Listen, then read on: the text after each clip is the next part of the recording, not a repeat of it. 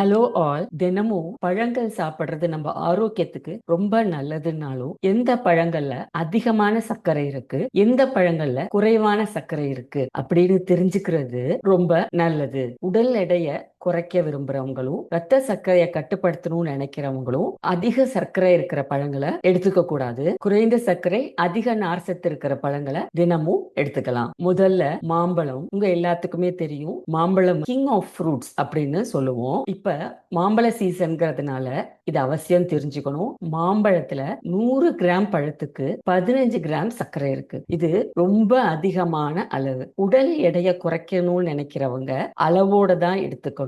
சர்க்கரை நோய் இருக்கிறவங்க, ரத்த சர்க்கரைய கட்டுக்குள்ள வச்சுக்கணும் அப்படின்னு நினைக்கிறவங்க எப்பவாவது 2-3 துண்டு மாம்பழங்களை எடுத்துக்கலாம். அடுத்தபடியா வாழைப்பழம். வாழைப்பழத்துல 100 கிராம் வாழைப்பழத்துல 12-15 கிராம் வரைக்கும் சர்க்கரை இருக்கு. இதுவும் ரொம்ப அதிகமான அளவு. வாழைப்பழத்துல நிறைய மினரல்ஸ், பொட்டாசியம், மெக்னீசியம்லாம் இருந்தாலுமே இதோடைய சர்க்கரை உடனடியா ஆற்றலை தரக்கூடியது. ஆரோக்கியமா இருக்கிறவங்க வாழைப்பழங்களை தினமும் எடுத்துக்கலாம். திராட்சை பழங்கள்னு எடுத்துக்கிட்டா கருப்பு திராட்சை, பச்சை திராட்சை ரெண்டுலயுமே 100 கிராம் பழத்துக்கு 16.5 கிராம் சர்க்கரை இருக்கு. இது ரொம்ப ரொம்ப அதிகமான அளவு. திராட்சை பழங்கள் சின்ன சின்னதா சாப்பிடறதுக்கு ரொம்ப ஈஸியா இருக்கிறதுனால நம்ம அதிகமான பழங்களை சாப்பிடுவோம். ஒரு ஸ்மார்ட் டிப்ஸ் தரேன். திராட்சைய அப்படியே சாப்பிடாம பாதியா நறுக்கி ஃப்ரீசர்ல வச்சு உரைய வச்சிருங்க. இப்படி செய்யறதுனால நீங்க நிதானமா அளவோட திராட்சை பழங்களை சாப்பிட முடியும். அது மட்டும் இல்லாம இது ஒரு சூப்பரான சம்மர் ட்ரீட். 100 கிராம் பேரிக்காயில 10 கிராம் அளவு சர்க்கரை இருக்கு. இந்த பேரிக்காய அப்படியே முழு பழமா சாப்பிடாம அத தயிர்ல கலந்தோ இல்ல சாலடா மத்த பழங்களோட சேர்த்தோ சாப்பிடும்போது ரத்த சர்க்கரை அதிகமா ஏறாது. தர்பூசணி பழத்துல 100 கிராம் பழத்துக்கு 7 கிராம் சர்க்கரை இருக்கு.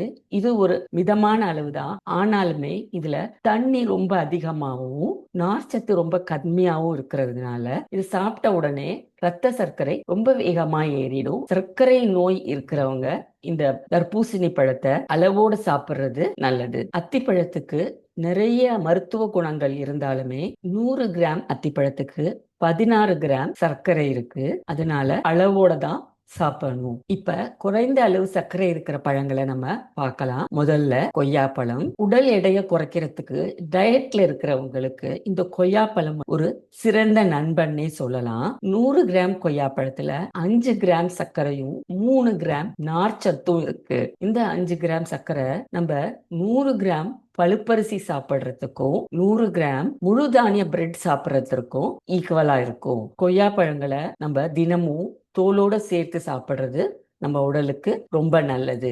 அடுத்தபடியா பப்பாளி பழம். பப்பாளி பழத்துல 100 கிராம் பழத்துக்கு 6 கிராம் சர்க்கரை இருக்கு. அது மட்டும் இல்லாம இந்த பப்பாளி நம்மளுடைய குடல் ஆரோக்கியத்திற்கு ரொம்ப நல்லது. எப்பவுமே பப்பாளி பழங்களை சாப்பிடும்போது அதுல கொஞ்சமா எலுமிச்சை ஜூஸ் கலந்தோ சாப்பிடும்போது இன்னும் நமக்கு பயனுள்ளதா இருக்கும். அவகேடோ பழங்கள்ல 100 கிராம் அவகேடோ பழங்கள்ல 0.2 0.7% தான் சர்க்கரை இருக்கு. ஆனாலுமே இந்த அவகேடோ பழங்கள்ல அதிகமான கெலோரி இருக்கு. அதனால இதை நம்ம டெய்லி சாப்பிடுற ஃப்ரூட் லிஸ்ட்ல எடுத்துக்க வேணாம். இன்னைக்கு வீடியோல அதிக சர்க்கரை இருக்கிற பழங்கள், கம்மியா சர்க்கரை இருக்கிற பழங்களை பத்தி தெரிஞ்சுக்கிட்டீங்க. பழங்களை தவிர்க்காம தினமும் நம்ம உணவுல சேர்த்துக்கணும். ஆனா நம்ம ஆரோக்கியத்துக்கு ஏத்த மாதிரி ஒரு பழத்தையும் சரியான அளவுலையும் நம்ம சாப்பிடணும்.